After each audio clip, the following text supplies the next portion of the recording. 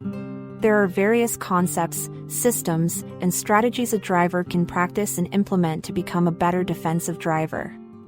One method is called the IPDE process. IPDE is an acronym for Identify, Predict, Decide, and Execute. It is a process for safe driving strategies. It is an organized system of seeing, thinking, and responding. IPDE process. I stands for Identify. Requires visual scanning. This is when you look for clues alerting you to possible hazards.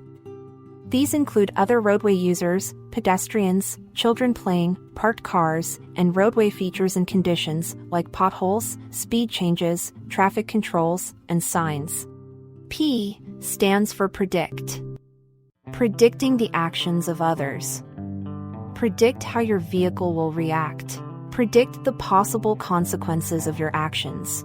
D stands for Decide. This is when you decide to change speed, change direction, and communicate your intentions. E stands for Execute, when you accelerate, brake, steer, communicate, and combine actions. Generally, your skill in implementing avoidance maneuvers will increase with driving experience. Utilizing the IPDE process fosters proactive and defensive driving behaviors.